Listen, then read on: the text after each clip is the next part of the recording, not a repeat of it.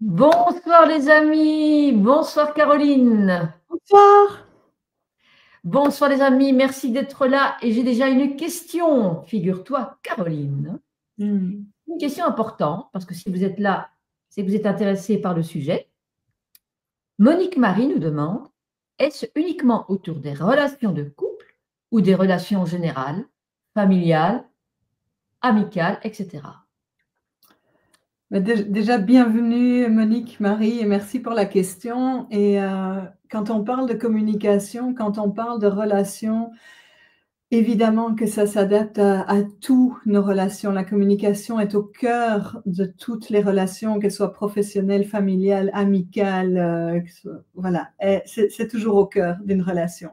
Et c'est vrai que la porte du couple est souvent par cette porte-là qu'il y a des questions qui arrivent parce que c'est la relation la plus intime et donc je dirais que c'est là que ça vient parfois nous chercher le plus profondément. Maintenant, je pense que tout ce qu'on va partager, on peut l'écouter en se disant tiens, ça me parle pour mon couple, ou bien tiens, ça me parle pour mon fils, pour ma fille ou pour autre chose. Donc, bienvenue pour rester. Et puis, vous nous direz en fin de soirée si c'était adapté.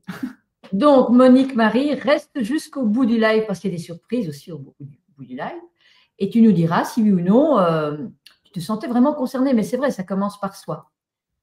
Alors, chère Caroline, c'est la première fois que tu viens sur CAOD TV. Donc, bienvenue sur Alors Conscience, on danse. Merci. En plus, vous avez vu, elle est dans les couleurs du site.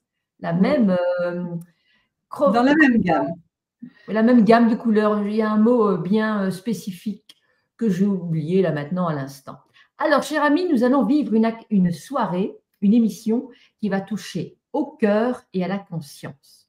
Mais avant de commencer, dites-moi si l'image et le son sont OK. Donc, dites-moi si c'est bon ou pas. Normalement, je crois que oui, puisque Monique Marie nous a déjà écrit. Donc, je crois que si personne va répondre, c'est que c'est bon. On peut commencer. Alors, le titre du jour, écoutez bien, c'est moins de clash, plus de liens, ça s'apprend. Je vous laisse répondre, hein, si vous avez envie de répondre. Allez-y, je regarderai après dans le chat. Comment éviter les erreurs ruinant nos relations? La relation à soi, la relation aux autres et la relation en couple. Et oui, ce que tu dis peut tout changer, comme ce que tu ne dis pas aussi. Et on les fait tous, encore et encore. On répète les mêmes schémas, c'est-à-dire, on ne dit rien, on se tait. On se tait pour éviter le conflit. Ou alors, on parle trop, sans écouter. Ou on croit que l'autre devrait comprendre. Résultat, ça crée des malentendus, des tensions, des incompréhensions, des silences lourds et parfois des liens qui se brisent. Et pourtant, on s'aime, mais apparemment, aimer ne suffit pas. Et quand j'ai lu cette phrase, je crois que je l'ai lu sur ton site, je me dis, mais c'est vrai, aimer ne suffit pas. Zut alors, mais quel travail! Alors les amis, ce soir, j'ai la joie d'accueillir Caroline von Bibikow. J'ai bien prononcé ton nom de famille? Bibikow, mais on ne peut pas le savoir. C'est écrit W, mais ça se prononce comme un F. Ah, Bibikow. Communicologue, thérapeute, autrice et facilitatrice Imago. Si on a le temps, tu parleras de Imago. Est-ce que j'ai bien prononcé Imago aussi? Oui, très bien. Et de toute façon, on en parlera. C'est au cœur de mon travail, quelle que soit l'approche. Donc. Merci. Avec toi, on va plonger dans l'art de dire, dans l'art d'écouter, dans l'art de comprendre sans se perdre et surtout sans se blesser. Comme tu répondais tout à l'heure à Monique Marie, ça commence par soi d'abord. Et avant de te poser, j'ai préparé plein de questions, chère Caroline. J'aimerais vous poser à toi qui m'écoutes là dans le chat ou en replay éventuellement, mais alors sous la vidéo, j'aimerais vous poser une question à ceux qui sont là présents ce soir. Écoutez bien. Toi, qu'est-ce qui te bloque le plus dans ta communication relationnelle pose la question dans le chat. On la reprendra à la fin parce que je vais garder un espace pour l'échange, les questions-réponses. Je l'ai épinglée tout au-dessus du chat. Je ne sais pas si vous la voyez. Je vais la reposer. Et Caroline va vous aider. Donc, elle répondra à cette Je vais question. faire de mon mieux. Donc, je répète, toi, qu'est-ce qui te bloque dans ta communication relationnelle? Voilà, une question importante quand même. Donc, si vous prenez l'émission évidemment plus tard, je pense que vous pourrez la regarder parce qu'elle va rester tout en haut du chat. Alors, j'ai une première question à te poser, ma chère. Avec joie.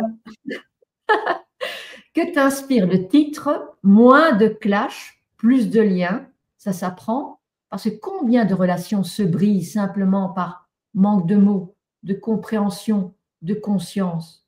Combien d'histoires d'amour ou d'amitié auraient pu être sauvées avec les bons mots au bon moment? Comment éviter les erreurs qui ruinent nos relations? Donc, qu'est-ce que tu penses de ce titre qui résume tout? Moins de clash, plus de liens, ça s'apprend. Oui, ça s'apprend parce qu'on a appris à s'exprimer dans le meilleur des cas. On a appris la langue, dans ce cas-ci, la langue française. Et on a toute une série de mots, on peut écrire, on peut faire plein de choses, mais on n'a pas forcément appris à communiquer. Et quand on est dans la communication, on va avoir besoin de considérer il y a moi, il y a toi, et puis il y a cet espace entre nous deux, qui est l'espace relationnel, et que communiquer, c'est pas juste dire les choses, c'est dire de manière à les rendre entendables. Et c'est pas seulement écouter ce qui est dit, mais c'est pouvoir aussi écouter au-delà de ce qui est dit.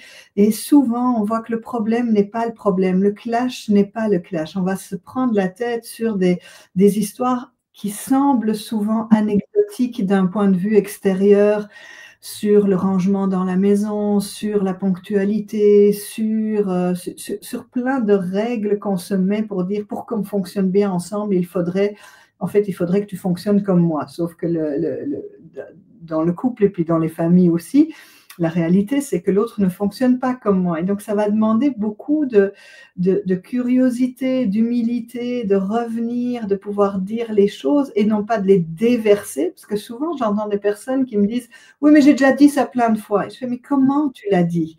Et quand j'entends comment ça a été dit, c'est inentendable en fait, parce que c'est plein d'accusations, parce que c'est plein de reproches, et que si je suis dans l'accusation et le reproche, je vais forcément avoir quelqu'un qui est en mode défensif et qui va soit partir, soit couper la relation, soit te réattaquer. Et ce que je veux dire aussi, c'est que quand tu dis moins de clash, plus de liens, c'est très difficile, c'est pas possible 24 heures sur 24 de bien communiquer. Donc déjà de sortir de cette illusion de vouloir être quelqu'un qui communique bien 24 heures sur 24. Communiquer dans la relation, ça demande de s'arrêter, de revenir en arrière et de créer un espace qui va être suffisamment contenu et sécurisé pour que la parole puisse se dire. Parce que si j'ai peur de ta réaction, déjà je vais pas dire. Et je vais faire non, non, c'est pas grave. Sauf que mes non, non, c'est pas grave vont s'accumuler et puis à un moment, ça va clasher, comme tu dis. Donc pour moi, même moi, je suis pas une femme qui est tout le temps sans reproche, sans jugement, sans critique. Je soupire, je suis vivante. J'ai eu envie de jeter mes enfants par la fenêtre quand ils m'énervaient. Là, maintenant, ils sont plus grands, donc voilà. Mais je veux dire, je suis un être humain normal qui a un seuil de tolérance qui parfois est limité par la fatigue, par le trop-plein, par plein d'émotions. Et c'est OK. Mais j'ai appris à revenir dans le lien, peut-être plus vite, et à renommer et à redire les choses, et en tout cas accompagner les gens pour le faire aussi. Oui, tu as mis le doigt sur un point très important, c'est renommer les choses. Parce qu'on a tendance, l'être humain, à vite étiqueter, juger. Oui, et plutôt, tu vois, que de dire ne jugeons pas, peut-être déjà on peut accueillir. Je peux accueillir que je juge. Et quand je juge, de choisir à ce moment-là de me mettre dans la curiosité plutôt que de rester dans le jugement. Et je trouve que c'est très satisfaisant quand j'ai jugé quelqu'un en faisant ah, je la sens pas cette personne ou je la critique. Et puis finalement, quand je suis dans la curiosité de quelle est l'histoire de la personne, qu'est-ce qui fait que son comportement est comme ça, qu'est-ce qui fait que et chaque fois, quand je touche à cet endroit-là de l'humain de quelqu'un, mais tout fond et il n'y a plus que le cœur qui est là parce qu'il y a tellement d'empathie à ce moment-là. Et peut-être que c'est ce qu'on devrait faire, mais déjà de reconnaître qu'on est tout. Hein. Je suis quelqu'un qui ne juge pas et je suis quelqu'un qui juge à d'autres moments. Enfin voilà, à d'autres moments, d'autres personnes. Il y a des personnes avec qui ça passe tout de suite. Il y a des personnes avec qui ça demande vraiment un travail. Et il y a des relations qui, à un moment, prennent fin au bout du travail parce que on peut se dire, c'est le titre de mon dernier livre d'ailleurs, on peut se dire adieu et merci pour autant qu'on ait appris. Et tu vois, dans ton intro, tu parlais de comment ne plus faire des erreurs. Je dirais, une erreur, c'est une fois, c'est une maladresse. Puis une deuxième fois, c'est peut-être un manque d'attention. Une troisième fois, ça devient une erreur quand on répète quelque chose, quand on répète la manière de critiquer, de se juger, etc. Et en fait, il n'y a pas d'erreur si on apprend de ce qui s'est passé, de ce qui a été blessé, et qu'on en sort grandi, et qu'on apprend à faire autrement et à élargir notre palette de compétences relationnelles. Donc pour moi, le terme d'erreur n'existe pas. C'est presque si je mets, si consciemment je recommence à faire ce qui ne fonctionnait pas, alors ça devient une erreur. Mais on ne peut pas naturellement être sans erreur. C'est trop de pression aussi. Dans chaque relation, je risque d'en faire des erreurs parce que je ne connais pas le mode d'emploi de l'autre, parce que ce qui a fonctionné avec mon précédent compagnon ne va pas fonctionner avec le suivant, ou ce qui fonctionne avec un de mes enfants ne fonctionne pas avec les deux autres.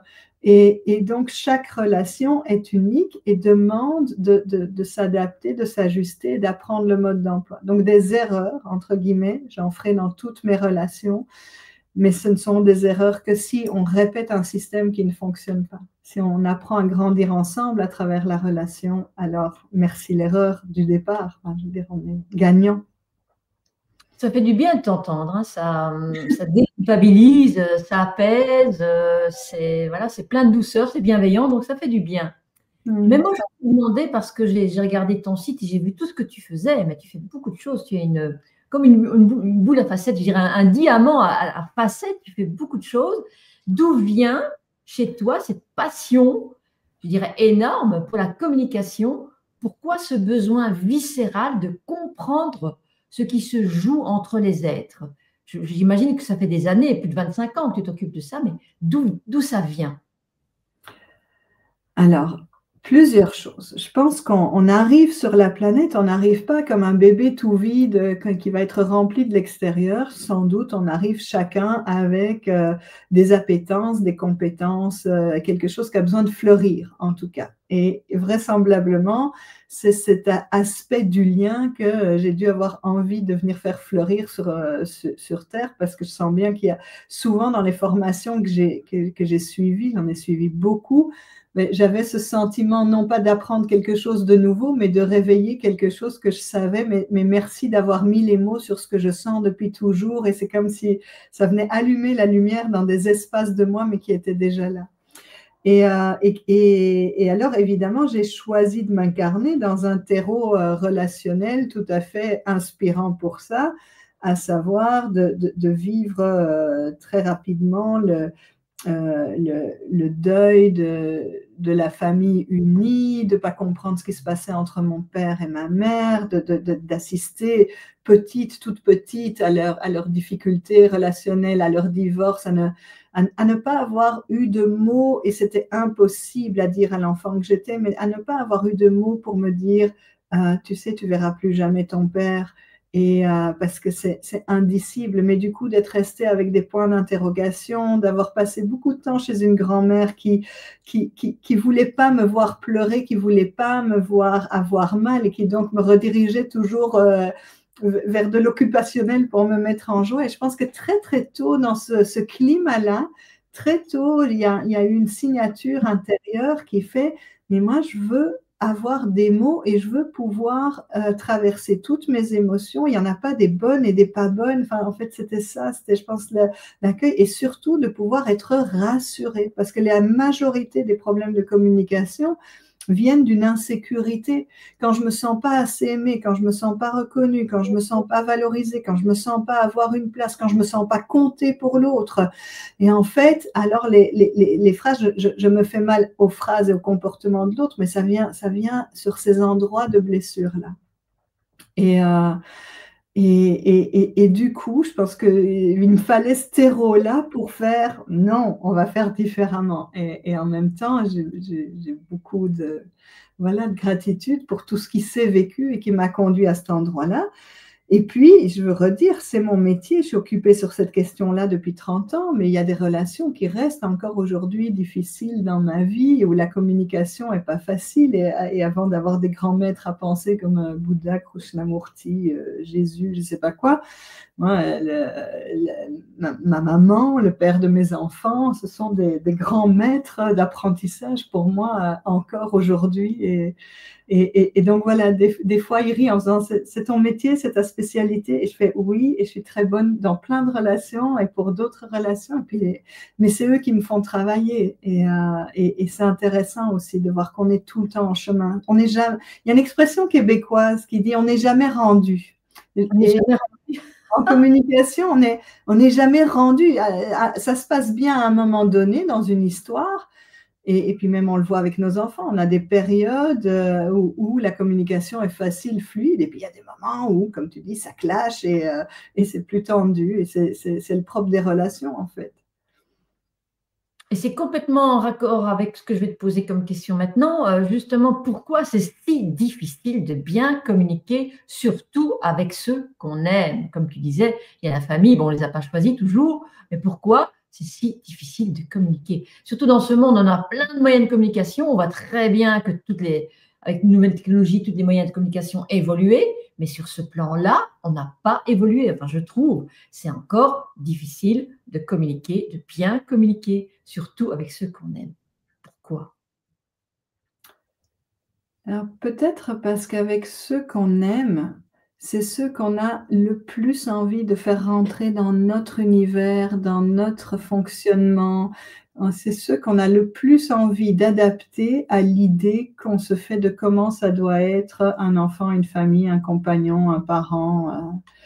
Et ça, c'est une partie, je dirais. Et puis, justement, parce que comme c'est l'endroit où il y a le plus de sécurité dans le lien, un enfant adolescent, supposément, il sait que ses parents l'aiment pour toujours et que c'est un amour tellement solide qu'il peut se confronter, qu'il peut claquer la porte, qu'il peut dire « en fait, je vous déteste ». Et parce qu'au fond de lui, il sait qu'il y a un amour tellement solide et qu'il peut se permettre de grandir et de sortir. Il ne faut pas que ça dure, évidemment, parce que sinon, et il y a des relations familiales qui se rompent, et j'en suis très consciente. Et dans le couple, c'est pareil, c'est parce qu'il y a de la sécurité.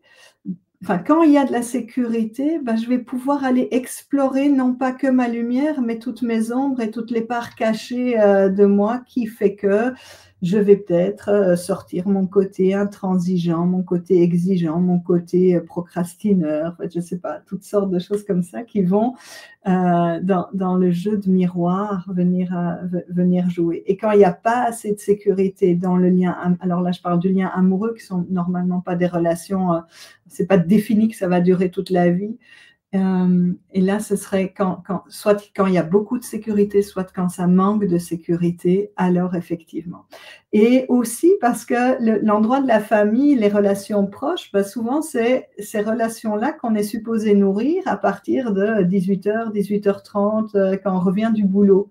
Et on a peut-être dans le travail fait un effort toute la journée pour être la fonction qu'on occupe et faire attention. Quand je travaille avec des managers, je vois ça, ils font de 8h du matin à 6h du soir, attention à leur équipe, à écouter tout le monde, tout ça, les instituteurs aussi, les professeurs qui écoutent 30 gamins sur la journée, les médecins qui écoutent leurs patients.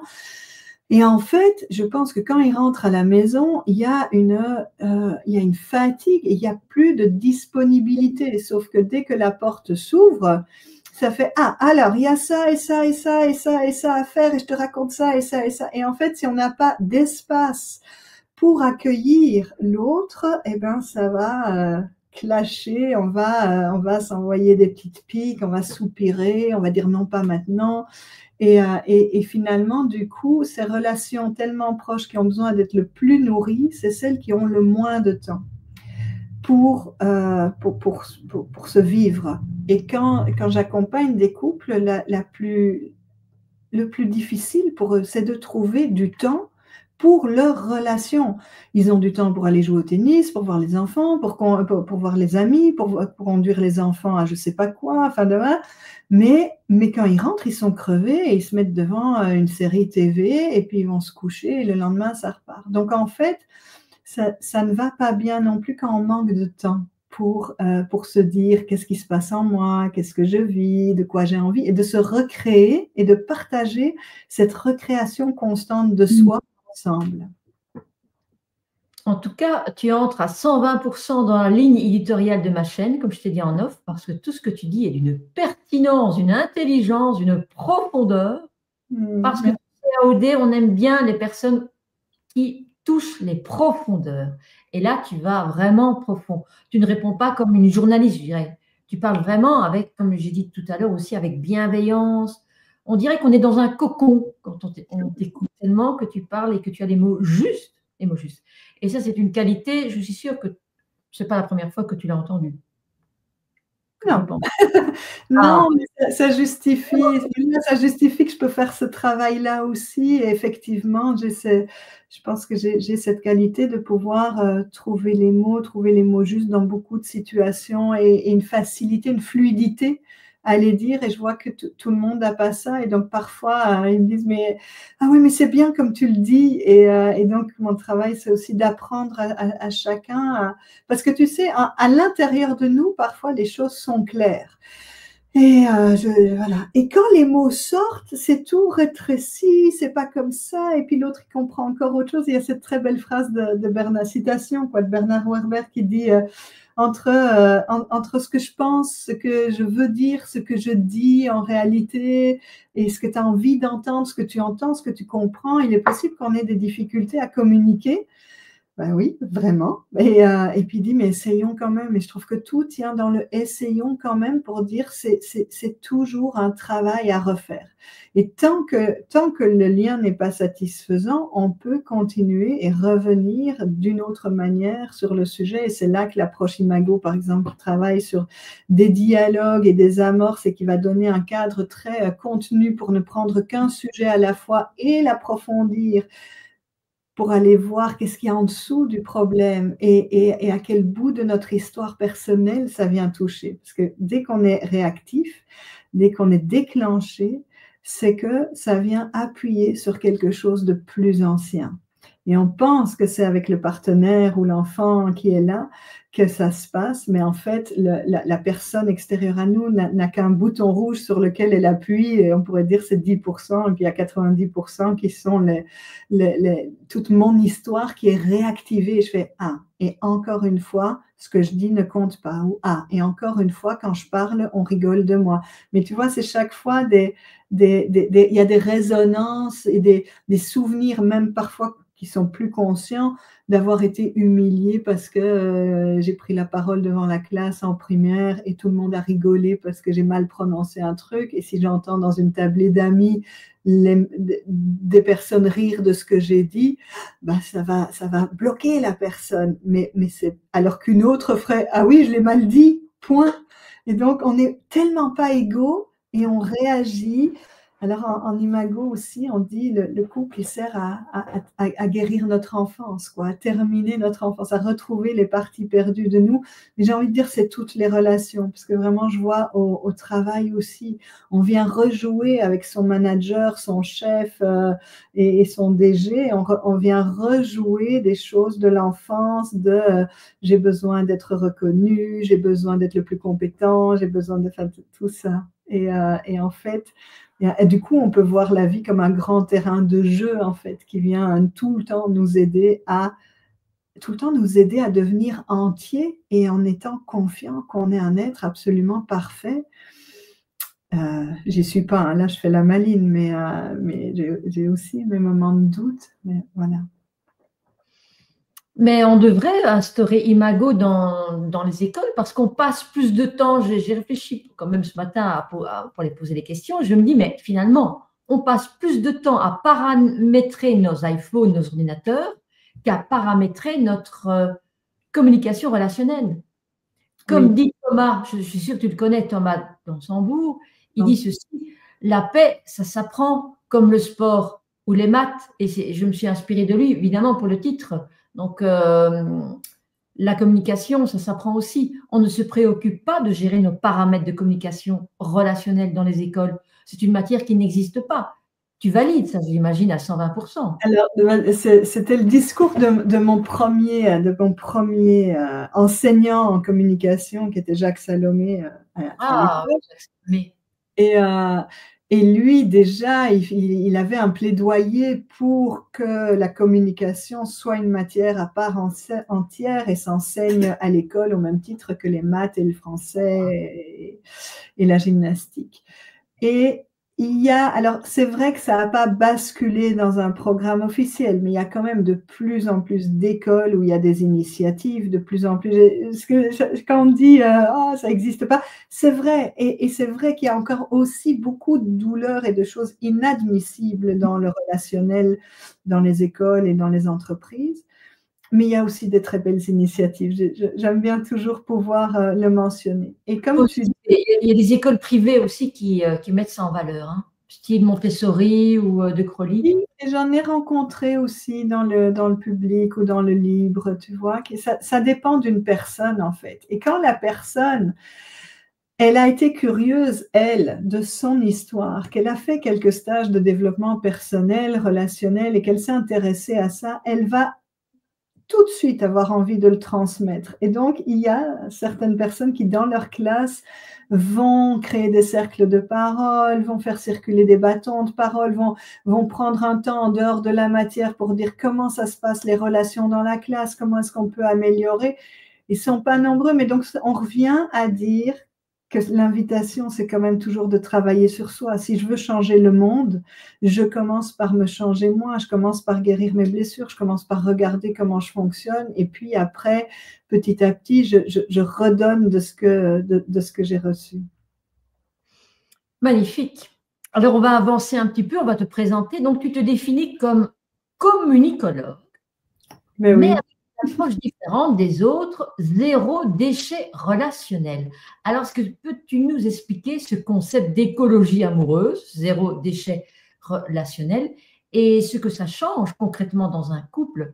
Alors, évidemment, moi, je connais bien Miguel Rousse avec ses accords Toltec et ce Oui, livre-là, La maîtrise de l'amour, où il raconte justement ce poison émotionnel, page 35, et qu'il a raconté tout à l'heure.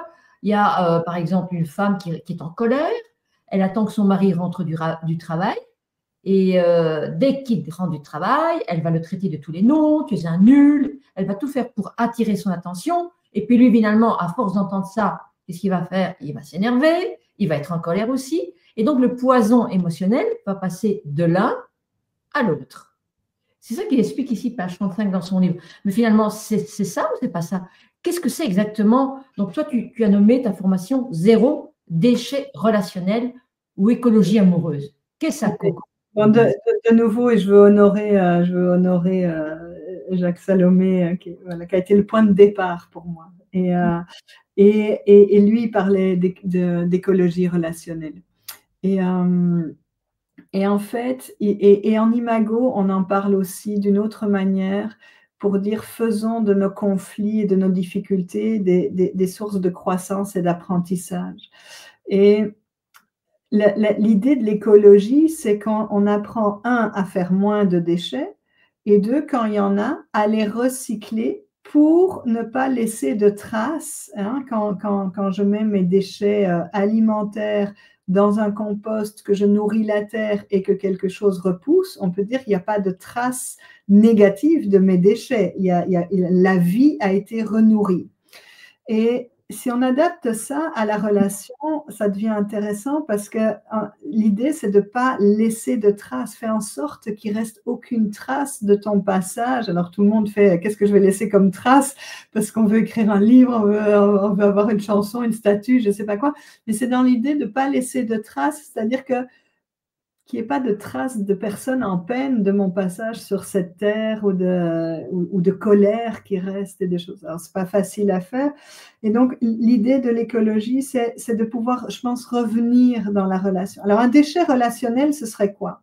Ce serait quelque chose qui n'a pas été dit, un non dit, ou un trop dit, ou un mal dit, ou un pas assez dit, ou un dit de travers. Tu vois, toutes c'est une parole.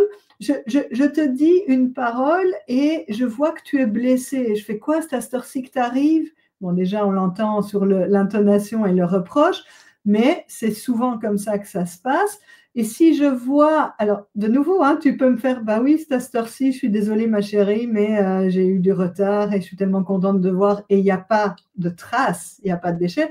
Mais si sur ton visage, ça fait, ah, encore une fois, un reproche, était déjà comme mon père qui me faisait des reproches tout le temps, etc.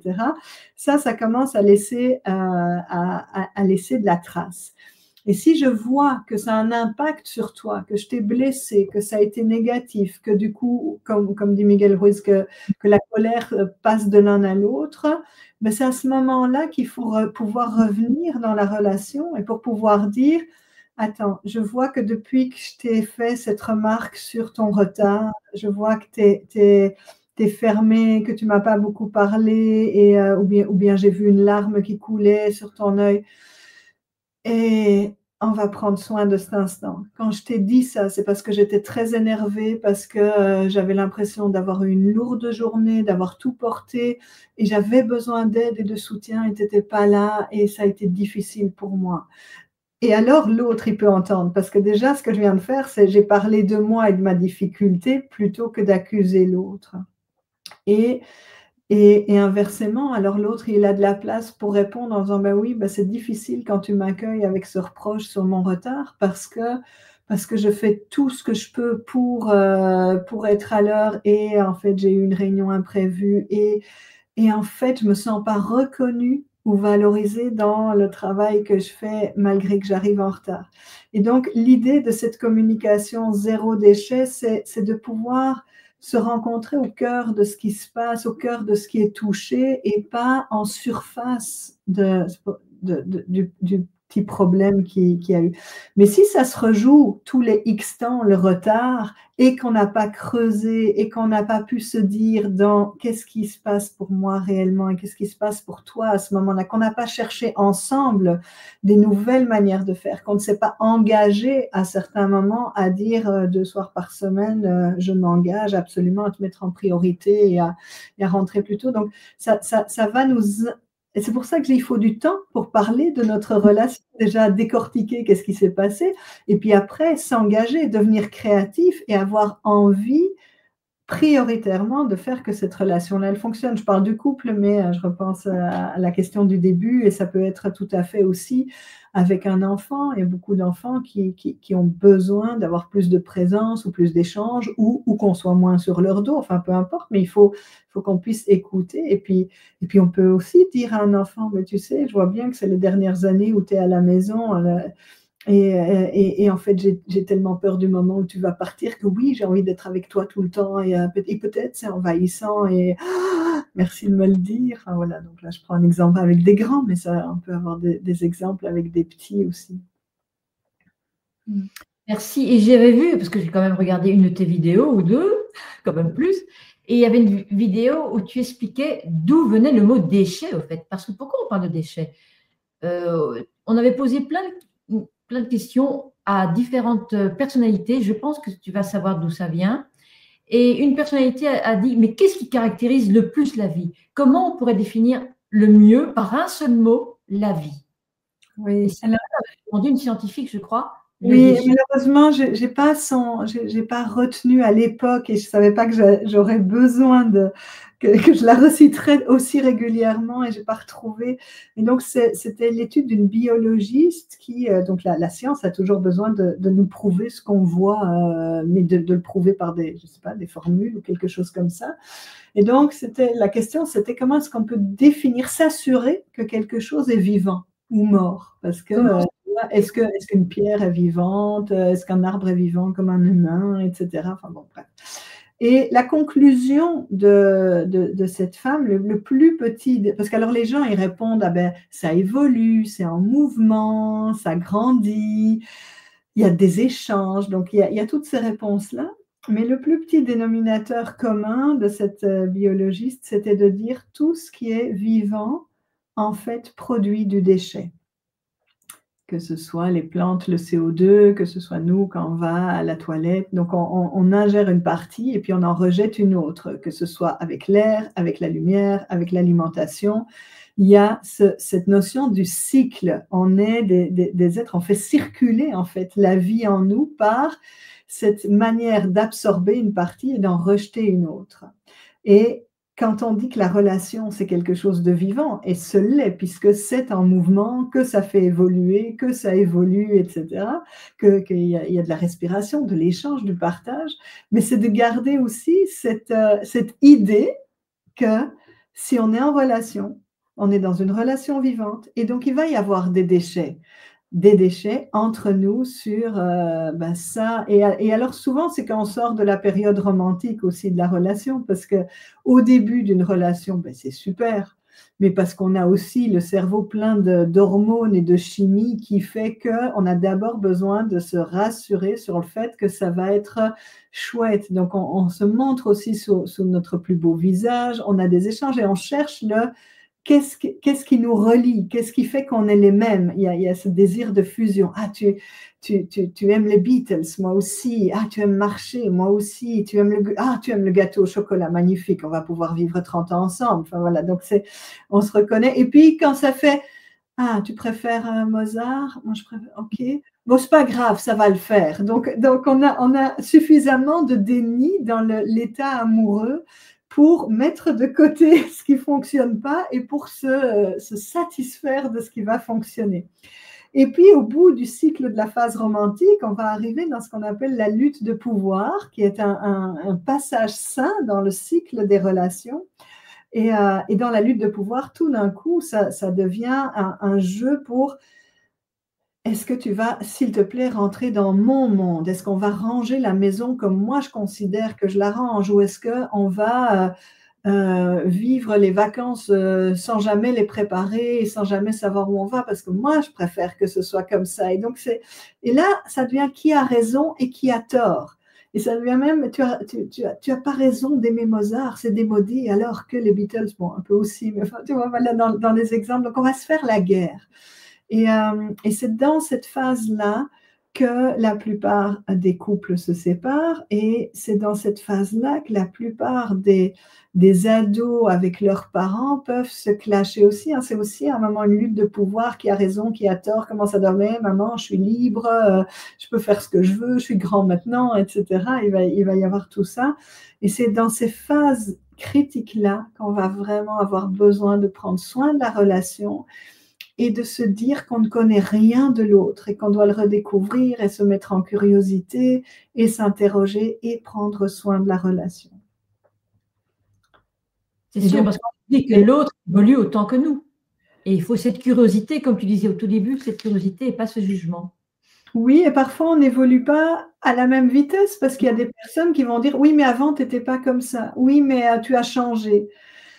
Et en fait, c'est la réalité quand on s'engage dans le mariage ou dans une histoire, même dans une amitié, on pourrait se dire, en tout cas, et c'est pour ça que c'est difficile de se dire on va s'aimer toute la vie et que c'est un travail, pardon, et on va devoir continuellement refaire est-ce que la femme que je suis devenue aujourd'hui est encore en amour avec l'homme que tu es devenu toi aujourd'hui? Ou est-ce que l'employé que je suis est encore en accord avec le fonctionnement du N+1 que j'ai au-dessus de ma tête, ou avec le collaborateur avec qui je travaille? Enfin, peu importe. Donc, c'est comme si on a besoin d'actualiser et de nettoyer là aussi. Qu'est-ce qui a été bon dans l'année qu'on vient de passer ensemble? Qu'est-ce qui a été bon? Qu'est-ce qui nous a fait grandir? Qu'est-ce qui a été difficile? Sur quel point on doit faire attention? Parce que si on continue comme ça, on risque de se perdre, hein. Par exemple, si c'est une année où on commence à moins faire l'amour,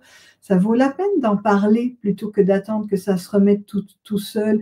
Ou d'arrêter de se raconter des histoires comme: «Oui, mais c'est parce qu'on a beaucoup de travail. Oui, mais c'est parce qu'on vieillit. Oui, mais c'est parce que ça fait longtemps qu'on est ensemble». Parce que quand on se trouve des réponses comme ça mentales, tout seul dans son coin, et qu'on n'est pas dans la relation pour en parler, pour faire: «Tiens, et toi, comment tu vis ça et qu'est-ce qui est difficile?» Bah, chacun va avoir sa vérité. C'est comme si les 2 mondes vont se refermer l'un l'autre et l'un à l'autre, plutôt que de rester ouvert et en lien. Et donc le lien, c'est comme un pont qui va tout le temps aller visiter d'un monde à l'autre, et de garder le pont ouvert et présent. Magnifique, et c'est même poétique. Je me permets de prendre quelques remarques, comme ça on fait plaisir aux personnes je vais Bien sûr. prendre qui sont là. Alors, tu parlais tout à l'heure avec la personne qui est rentrée en retard, à cette heure-ci que tu rentres, chérie. Il y a Catherine qui nous dit: en laissant l'autre libre et ne lui mettant pas de limite, il rentrera à l'heure, sans critique. Il faut créer une envie de rentrer. C'est vrai qu'il y a aussi une phase de créativité et de création pour Oui. alimenter, et oui, pour mettre de la braise dans le couple, dans la relation, il faut toujours une créativité aussi. Qu'en penses-tu? Ben merci, merci Catherine pour la phrase. C'est En fait, j'ai envie de dire, c'est des belles phrases, et il n'y a pas une vérité, il n'y a pas une seule vérité, et chaque relation a besoin d'être visitée, et de voir de quoi la relation a besoin.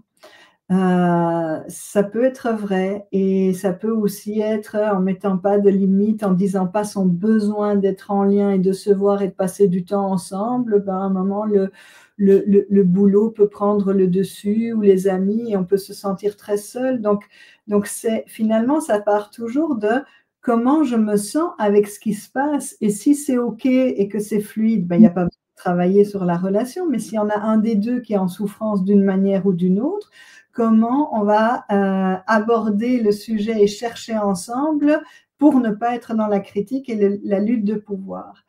Et oui, il faut créer une envie de rentrer, il faut avoir une envie en soi d'être, et certainement, il faut continuer à nourrir tout au long d'une relation le désir et le projet. Et c'est sûr que la critique est un des plus grands poisons du couple. C'est plus je me sens critiquée, moins j'ai envie de te voir, c'est évident. Mais c'est de rester toujours curieux que s'il y a une critique, finalement, quand l'autre me critique, de pouvoir faire, en fait, il me parle pas de moi, il me parle de lui. Et c'est de où que ça part, ta critique, et c'est de quoi que tu as besoin. Donc voilà, j'évite toujours de faire des généralités, parce que chaque relation est différente et va avoir des besoins différents. Et tu vois, on pourrait regarder que quelqu'un à qui on ne donne pas de limite, il rejoue peut-être l'adolescent qu'il a été, avec des parents un peu je m'en foutistes et laxistes, qui disaient tout le temps: «Fais comme tu veux», mais que dans le «fais comme tu veux», je peux aussi me sentir pas aimée, pas désirée, pas, alors je fais: «Ben oui, voilà, je fais comme je veux», et que tout d'un coup, si je rencontre quelqu'un qui me dit: «Mais c'est important pour moi que tu sois là et qu'on passe 3 jours par semaine vraiment ensemble, la soirée qu'on mange ensemble», mais tout d'un coup, pour celui-là, ça va être: «Oh, mais waouh, mais en fait, tu m'aimes vraiment pour me dire que tu as envie de passer du temps». Et un autre qui aura été à la même époque trop: «Tu dois rentrer à la maison, tu dois rester, tu dois être là à cette heure-ci», et il a une compagne ou un compagnon qui lui dit: «Tu dois être là, je veux que tu sois là, j'ai besoin que tu sois là 3 jours par semaine», il va faire: «Oh, au secours, j'étouffe». Et donc, de nouveau, en fonction de notre histoire, de ce qu'on a engrammé, de ce qu'on vient réparer, on ne va pas être les mêmes dans une situation ou une autre. En tout cas, merci Catherine pour ta remarque et merci Caroline pour ta réponse. Et si Catherine veut, elle peut toujours indiquer dans le chat si elle est satisfaite ou non de ta réponse. Alors, il y a Monique aussi qui a une question, si tu veux bien, chère Caroline. Comment revenir dans la relation lorsque l'autre souhaite et te demande de t'éloigner et préférer se barricader pour se protéger? Tu viens de dire s'il a peur de s'étouffer. Ici, c'est un peu ça. S'il a peur d'une relation, peut-être qu'il va étouffer. Donc, comment revenir dans la relation lorsque l'autre souhaite et te demande de t'éloigner et préfère se barricader pour se protéger? Grosse question. Ouais. Merci à ces Monique, Marie. Alors déjà, je pense que quand l'autre me demande de la distance et de l'éloignement et fait ce choix de se barricader, peu importe, la première chose, je pense, c'est de l'entendre. Et c'est très fatigant d'avoir une personne qui dit mais non, on va y arriver, on va vouloir. Donc il y a un temps, je pense, à respecter. De nouveau, c'est tellement délicat de répondre comme ça. Parce que je connais pas l'histoire et qu'en fait, c'est toujours des histoires, c'est toujours des histoires spécifiques. Quand on a envie de se protéger, c'est qu'on a eu de l'insécurité et peut-être que le fait d'avoir abordé le même sujet plein de fois ou de manière, où on retombe toujours au même endroit ou d'avoir eu le même ressenti ou d'avoir des, comme tu disais au début, des clashs, que ça se finit par les larmes ou par la colère, à un moment, on peut faire j'en peux plus de ça et je veux me protéger de ça. Inversement, on a des personnes qui se protègent du lien tellement elles ont peur de souffrir et puis elles vont tomber avec une personne qui est une fan du lien et qui dit mais moi j'ai envie de te montrer que ça peut être tellement bon le lien. Et souvent c'est aussi des couples qui se créent comme ça entre d'un côté le désir d'engagement et de lien et de l'autre côté le besoin de liberté et de surtout pas trop d'engagement. Donc, mais ce qu'on voit quand on fait des stages en imago et qu'on travaille avec cette approche-là, on voit qu'en fait, les blessures de départ souvent sont les mêmes, mais que les stratégies de protection qu'on a mises en place pour ne plus souffrir ont été diamétralement opposées. Parce que dans le fond, les deux veulent toujours le lien et la liberté. Mais c'est comment on fait. Alors, comment revenir dans la relation? J'ai envie de dire déjà comment revenir dans la relation à soi dans ces moments-là et de restaurer cet espace de confiance, de sécurité, d'amour de soi, de pouvoir juste nommer, écoute, voilà mon amour, je t'aime, je te respecte, mais je suis là et je suis là de telle manière et si tu as envie de revenir, je suis là. Et puis ça tient quelque temps et puis à un moment, on fait, bah, en fait, je vais plus être là non plus toute la vie. Mais la réalité, c'est que je ne peux pas vouloir pour les deux de la relation et que ça se tisse toujours à deux. Donc c'est quelque chose qui me revient souvent, c'est oui, mais moi je veux mieux communiquer, mais l'autre veut pas. Et je vois que l'autre veut pas tant qu'il se sent pas en sécurité, mais ça demande de faire le chemin, de faire le travail, d'aller voir quelqu'un, d'aller en stage, d'avoir un désir en tout cas d'être en relation ou de réparer la relation de part et d'autre. Voilà, et tu vois, du coup, Monique Marie, il préfère s'éloigner, se barricader pour se protéger. Bon, c'est dans le regard de celui qui se sent seul et qui fait ah c'est ça qu'il fait et peut-être que l'autre il fait je me prouve. Enfin, bon voilà, je sais pas en fait. Il y a toujours besoin des deux. Mais merci pour la question et désolée que ce soit des réponses comme ça globales sur sûrement une histoire très particulière et qui fait et qui sûrement fait voilà fait écho. Je lis dans la question qu'il y a de la souffrance et ça me touche évidemment. Oui, tu aimerais sans doute aller plus loin, connaître le tenant aboutissant. C'est difficile peut-être de répondre en une seule question avec quelques mots. Il faudrait peut-être creuser davantage. Toujours, mais c'est pour ça que je dis en tout cas, quand en face de moi j'ai quelqu'un qui me dit: «Je ne souhaite plus être en relation», je ne peux pas faire grand-chose, en fait, et peut-être que c'est aussi notre illusion qui est là, parce que souvent, on va se dire, et peut-être c'est plus féminin aussi, d'être dans cette envie de sauver la relation, de sauver l'amour, et souvent se dire: «Mais on n'a pas tout essayé, on n'a pas été jusqu'au bout et on peut encore», et c'est comme s'il y en a un des 2 qui croit pour les 2.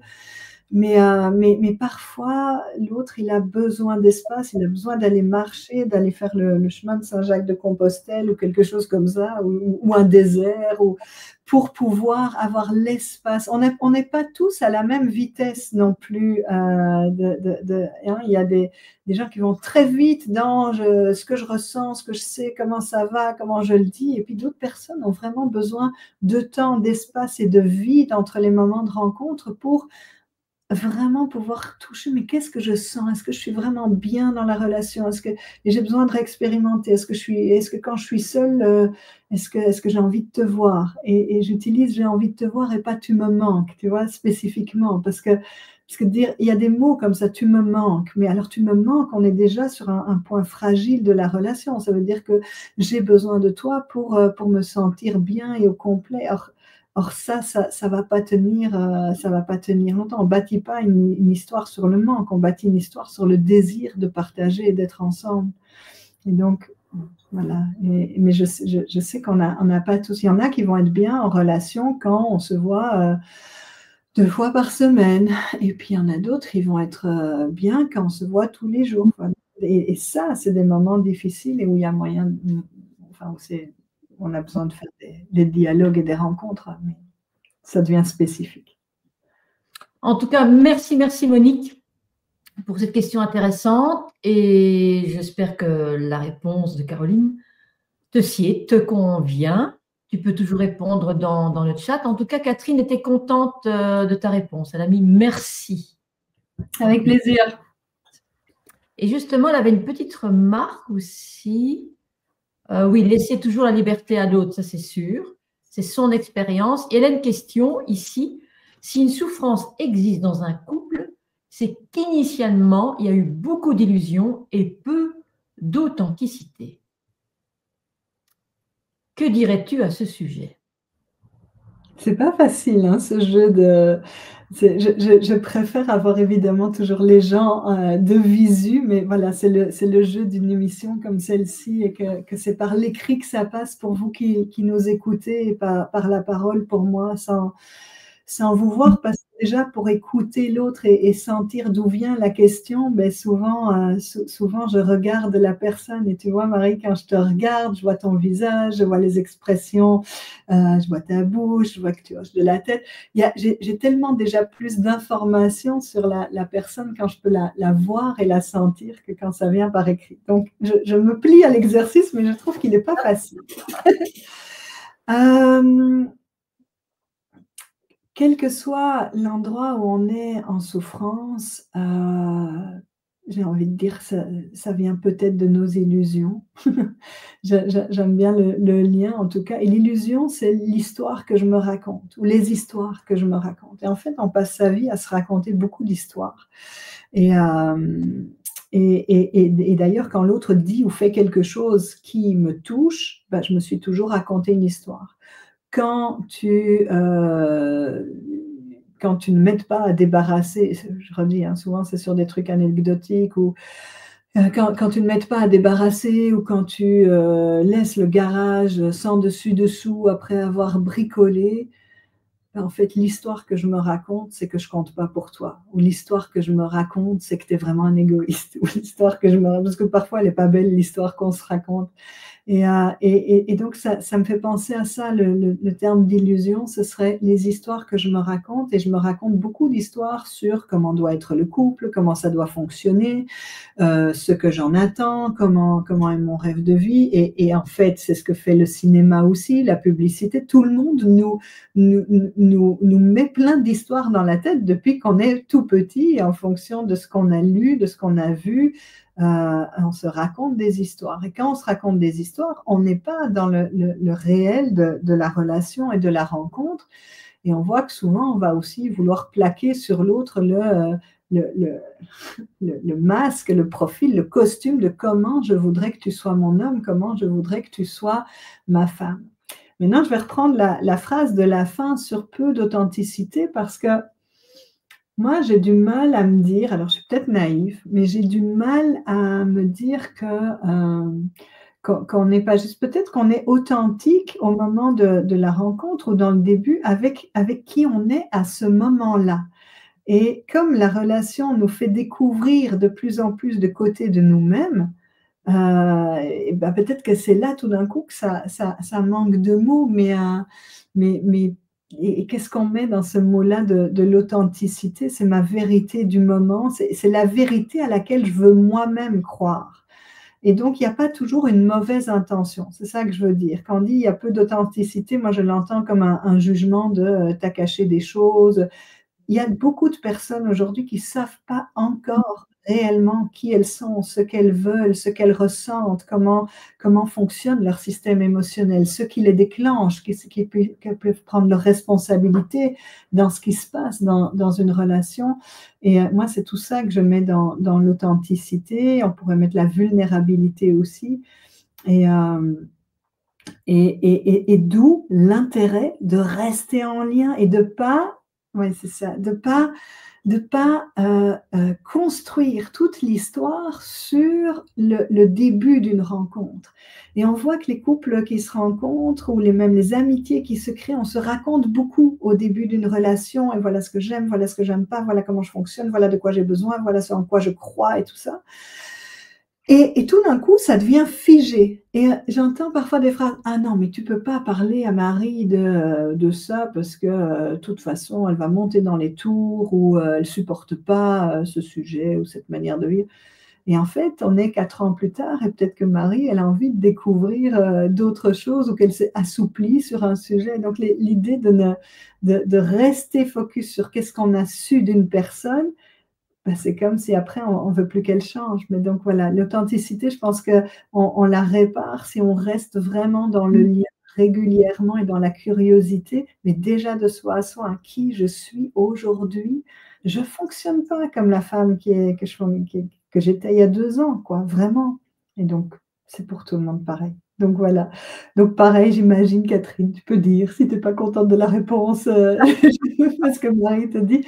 Et encore désolée, en tout cas, quand la souffrance existe dans un couple, c'est le moment de faire quelque chose et pas de mettre de côté ce couple-là et de se dire que dans un autre, ça ira mieux. Parce que la vie est tellement généreuse que tout ce qu'on n'a pas guéri, elle nous le resserre. Les comédiens ont changé, le décor a changé, mais là, on va retomber exactement au même endroit. Et donc, la souffrance est aussi un moteur pour dire stop, je ne suis pas un être fait pour souffrir, mais cette souffrance me raconte qu'il y a quelque chose qui ne va pas, quelque chose que j'ai à apprendre. Peut-être que je dois apprendre à mettre des limites, peut-être que je dois apprendre à m'ouvrir, à me dérigidifier, peut-être que je dois apprendre. En tout cas, cette souffrance, elle est juste un appel, elle doit être un moteur pour pouvoir la dépasser et donc de l'accueillir aussi comme une amie en faisant, je ne vais pas dire chouette, je souffre, mais en faisant, j'ai de la souffrance, donc comment est-ce que je me mets en marche pour la transformer, la transmuter et pas la cacher et pas espérer que ça fera moins mal à un autre moment. Magnifique, magnifique. Elle a rajouté ceci: «Soyez toujours dans la confiance dès le début», parce que, si un amour, s'arrête, à un rangement de garage, c'est vrai que c'est un petit peu réducteur, hein. Mais bon, ça peut Oui, arriver. oui, mais bon, alors ça, c'est l'exemple. C'était un exemple, c'est pour dire comment notre quotidien, et c'est là qu'on revient sur le début peut-être de ton intro, Marie, qui Mmh. tu disais, l'amour ne suffit, enfin, ou je disais, et tu l'avais repris, Mmh. l'amour ne suffit pas. Il y a des gens qui s'aiment profondément et qui ne sont pas capables d'être en relation, et parfois on le voit dans les relations familiales, dans les relations, on a un amour profond, mais la relation est insupportable.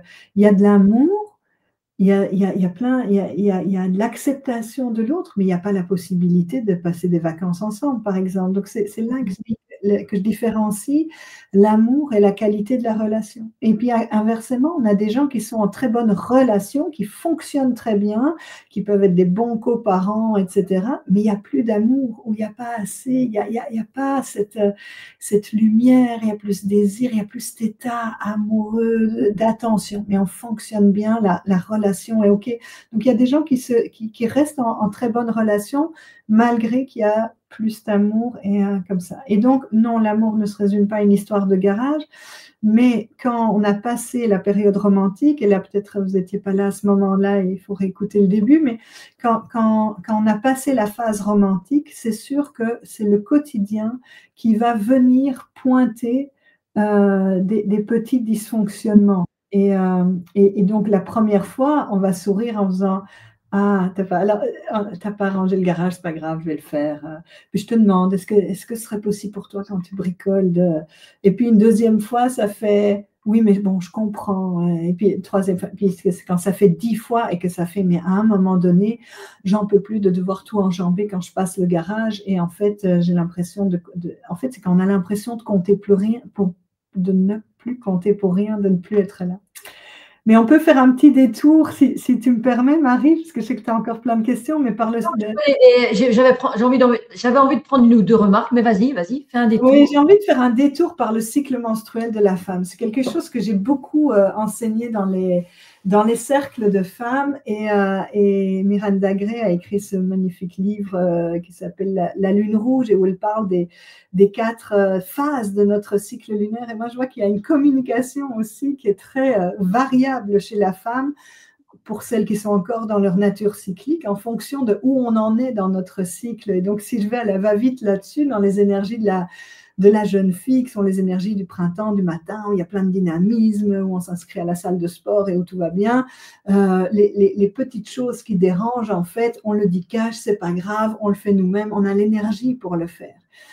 Et puis on arrive dans les énergies de la mer, qui est l'énergie de l'ovulation, du temps de midi, de l'été, etc. Et là, il y a un désir de lien, de s'occuper du foyer, et on a un amour quasi inconditionnel, universel. C'est vraiment l'état de la femme où elle console, elle écoute, elle cajole, elle accueille.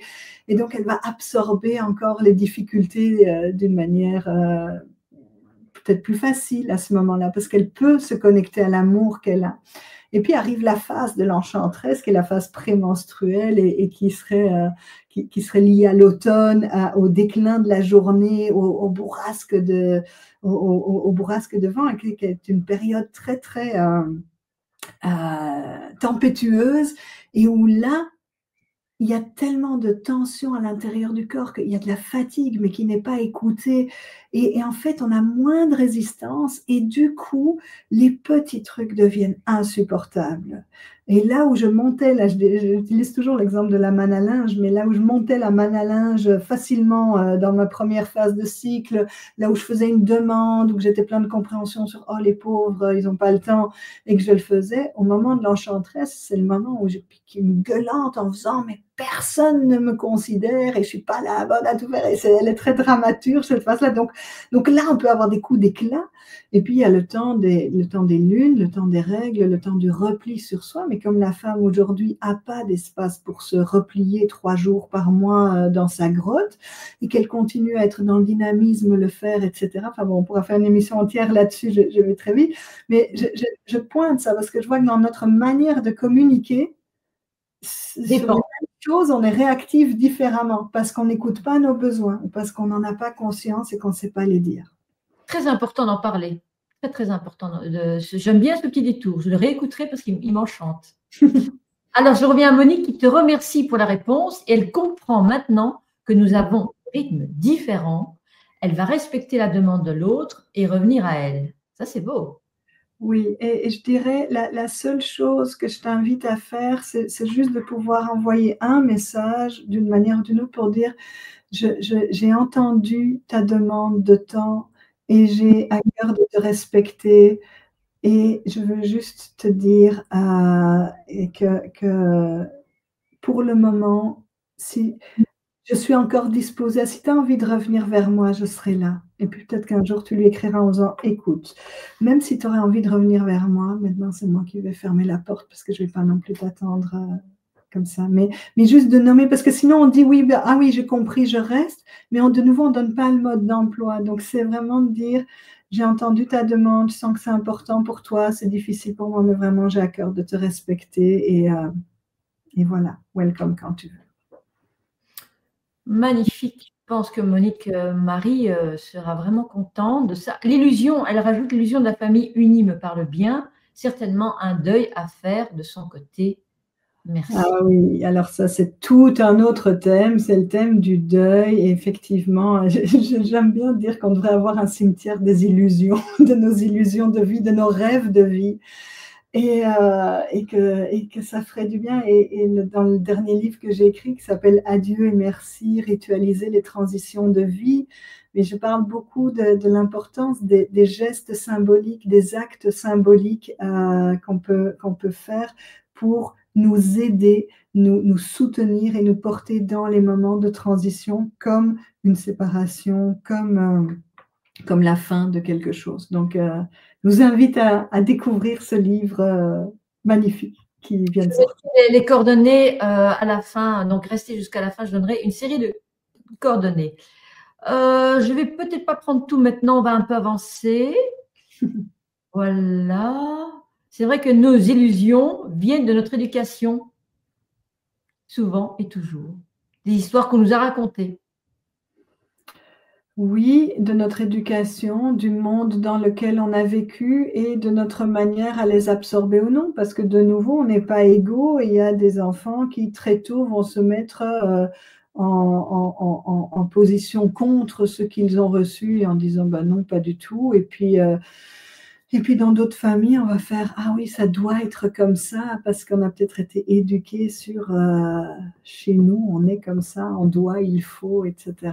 Donc c'est sûr que l'éducation a un impact et puis après, les parents, ils font du mieux qu'ils peuvent en fonction de leurs croyances. De nouveau, hein, il y a pas beaucoup de parents qui sciemment font quelque chose qui ne serait pas porteur. On les protège, on leur dit attention à ceci, attention à ça, attention, tu vas tomber, attention, tu vas être malade. Donc, on éduque aussi beaucoup avec de la peur et en même temps, on fait du mieux qu'on peut. Et chaque génération essaye de sortir de ce qui lui a été donné, de faire le tri, en fait. Et c'est sans doute, c'est ça, devenir adulte, c'est pouvoir remettre en question et de parler de Louis Sansel, les accords Toltec, mais je pense le cinquième accord Toltec, qui est donc pas dans les 4 premiers, mais il dit, mais remettez absolument en question tout ce que je viens de dire, ne prenez pas ça pour acquis, pour vérité.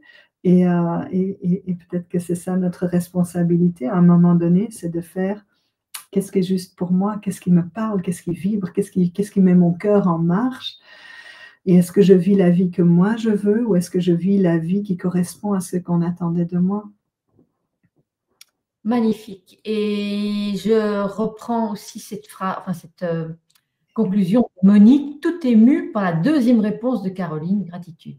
C'est vrai que tu lui as très très bien, tu l'as aidé au fait ce soir. Je dirais que tu l'as même coaché. Parce que c'est elle qui pose des questions aussi, donc Bien, je vois que l'heure avance, l'heure avance. J'aimerais bien que tu nous dises à celles et ceux qui se disent, voilà, c'est trop tard pour nous, on est trop abîmés, on a tout essayé. Qu'est-ce que tu répondrais avec ton approche à ce genre de couple ou alors de relation parent-enfant ou ce genre de...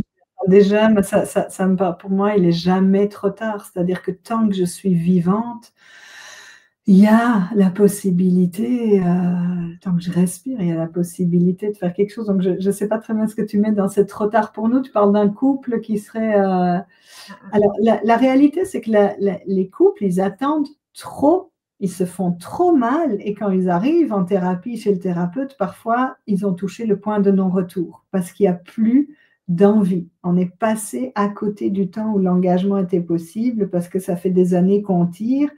Et on voit aussi, alors ça c'est des statistiques, mais on voit que souvent ça va être la femme qui tire pour arriver en thérapie, mais une fois qu'elle a arrivé dans le truc, elle veut plus rien. Et là, l'homme il se met plus en chemin, mais c'est trop tard. Enfin ben non, c'est trop tard. Voilà, donc j'ai envie toujours de dire, n'attendez pas d'aller trop mal avant de demander de l'aide. Et moi, dans les stages que j'organise, c'est pas pour des gens qui vont mal et quand ils viennent et qui vont très mal et qui sont en crise, c'est pas eux qui font le meilleur travail. C'est pour des couples qui sont curieux, qui ont envie d'être outillés. J'ai envie de dire, quand on aime un sport, on s'outille avec le bon matériel. On n'hésite pas à chaque fois qu'on augmente un peu en compétence à acheter un truc de meilleure qualité pour être plus efficace dans son sport. Et ben, le couple, ça devrait être pareil.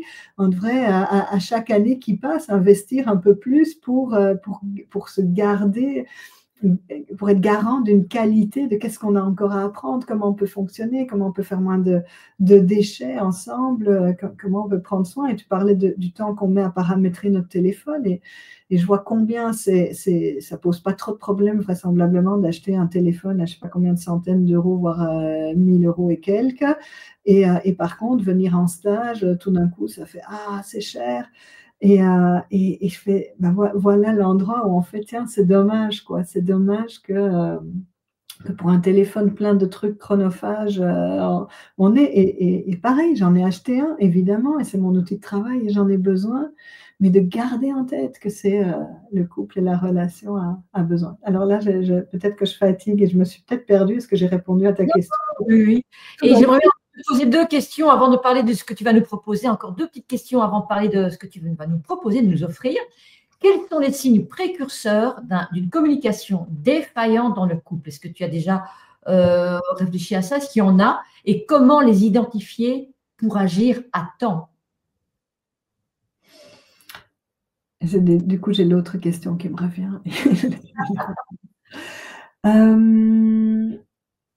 Ben, j'ai envie de dire quand ça rayonne plus, quand il y a plus de tension que de plaisir ou que c'est en équilibre, il devrait y avoir beaucoup plus d'appréciation que de problématiques. Si j'ai 5 fois plus d'appréciation et de moments joyeux où ça circule, où c'est facile, et pour 5, un moment où on a un sujet un peu plus tendu, bah, ça devient, voilà, ça devient un petit signal. Mais par contre, si l'équilibre, c'est plutôt ah, samedi, on a eu une bonne soirée, on ne s'est pas engueulé, mais tout le reste de la semaine, c'était infernal. J'ai envie de dire, là, il est temps de courir, demander de l'aide parce que ça ne peut pas fonctionner. C'est-à-dire qu'on a besoin aussi de se nourrir des hormones, de l'attachement, du plaisir, de l'ocytocine, etc., pour se sentir, pour avoir envie de revenir à la maison, pour avoir envie de se retrouver. Et c'est Yvon Dallaire qui partageait ça bien. Il avait un livre à l'époque qui s'appelait Qui sont ces couples heureux? Et il disait un couple en équilibre, un couple qui fonctionne, il y a 3 grandes thématiques. Il faut qu'il y ait un projet vivant pour le couple. Alors parfois c'est la famille, parfois c'est rénover une maison, parfois c'est travailler ensemble, parfois c'est faire des vacances tous les X temps, aller marcher, enfin peu importe, un projet. Il faut qu'il y ait du désir parce que c'est le propre du couple amoureux, c'est le désir, la relation intime, la sexualité. Et il faut qu'il y ait de l'admiration. Et de l'admiration, c'est aussi de l'appréciation, de la gratitude, tout ce qui fonctionne. Alors quand de ces 3 ingrédients, il y en a un qui manque parce qu'on n'a pas tout le temps au top, parfois je t'admire un peu moins, je commence à te connaître par cœur, ou je ne vais pas te dire toutes les 2 secondes que tu es beau ou que tu es belle et tout ça, enfin voilà, ben, ça redescend un peu, mais on peut dire, tiens, c'est un des éléments qui manque, c'est une difficulté. Deux de ces éléments-là qui manquent, c'est une crise, et 3 des éléments qui manquent, j'ai envie de dire, il n'y a plus de couple, il n'y a plus de relation intime, enfin, ou en tout cas, on est un peu trop loin. Donc ça pourrait déjà être bien de regarder, tiens, où sont nos curseurs du désir, de l'admiration, du projet. Voilà, je redis, c'est pas grave s'il y en a un qui est en berne, mais alors ça donne aussi une indication de, tiens, sur quoi on travaille dans notre couple pour le remettre à jour. Mais il y a tellement de choses à partager, tu vois, là-dessus, c'est sur quels sont les signes avant-coureurs, je dirais, les stratégies de fuite, quand on voit qu'il y a des sujets qui prennent plus. En fait, quand on va éviter de se retrouver à 2 ou en lien, parce qu'il y a des bons films à la télé, ou parce que j'ai une activité qui me passionne et que j'ai un club de puzzle, ou je ne sais pas quoi, qui me prend tout mon temps, ou parce que ma mère a besoin de moi, ou ma belle-mère est en demande. En fait, parfois, il y a ou les enfants qui sont en examen, enfin, alors c'est des bonnes excuses et c'est difficile de voir que c'est une stratégie de fuite du couple parce qu'en fait, ben, on va pas, ben oui, le travail, c'est le travail, la famille, c'est la famille. Oui, mais à un moment donné, si le couple n'a pas assez d'espace, ça va pas fonctionner. Et on dit les couples qui vont bien sont pas les couples qui ont pas de difficultés ou qui ont pas de tension ou de clash parce que c'était, je te disais en amont, je disais, oh, tu dis pas de dispute.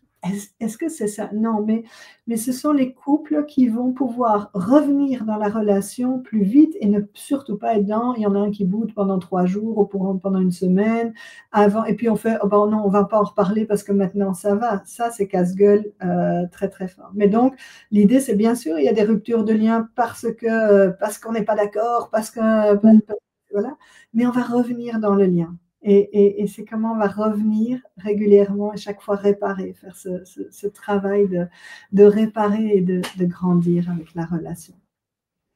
Très, très bien. Avant d'aborder le sujet que tu adores, hein, c'est vraiment ton essence, ta quintessence, j'aimerais quand même que tu donnes un message, mais vraiment, si tu avais un seul message, un message essentiel à transmettre aux couples qui nous écoutent ce soir, ou aux personnes qui sont, je dirais, solo, ou des personnes qui sont entre deux en pause, quel serait-il pour les encourager à cultiver une communication vivante et aimante?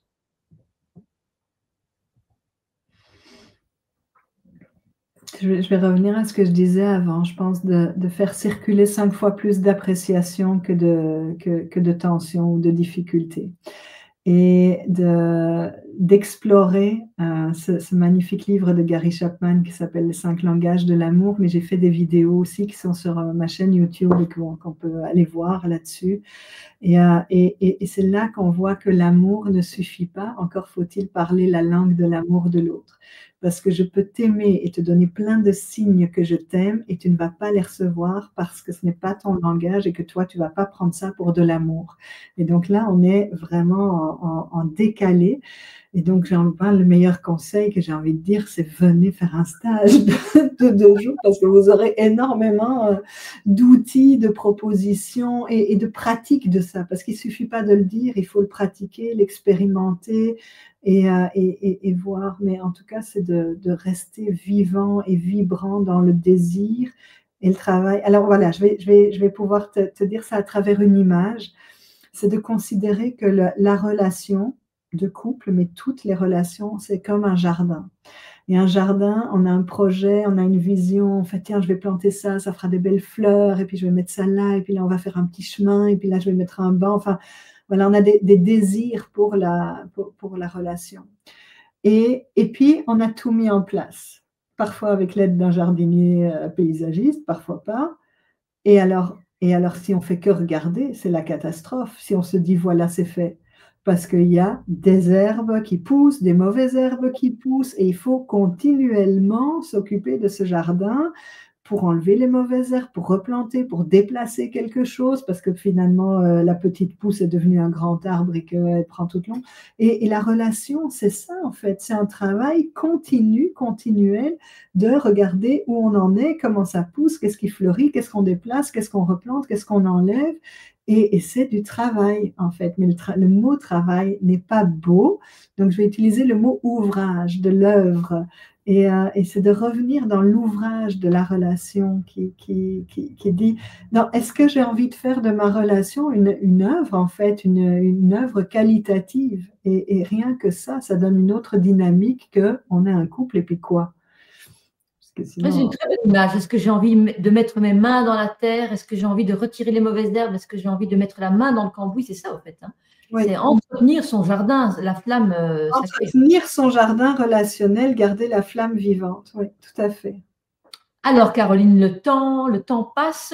Toujours. Tu nous proposes un atelier le dimanche 1er juin pour aller plus loin. Donc, tu fais aussi, tu proposes des stages Imago, mais pour ceux qui n'ont pas le temps d'aller justement à un stage, il y aura une soirée le dimanche 1er juin. Un dimanche, c'est chouette, c'est en soirée. Alors, à qui s'adresse-t-il concrètement cet atelier? que tu nous as fait. Merci de proposer sur ta chaîne. Je trouve ça très joyeux d'avoir le temps de faire une rencontre, de partager avec toi. Et puis, effectivement, s'il y a des personnes qui ont envie d'aller un peu plus loin, alors là, on est sur un autre format, hein. On est toujours en ligne, mais donc il y a un peu des slides, des supports, peut-être des exercices aussi. À qui ça s'adresse?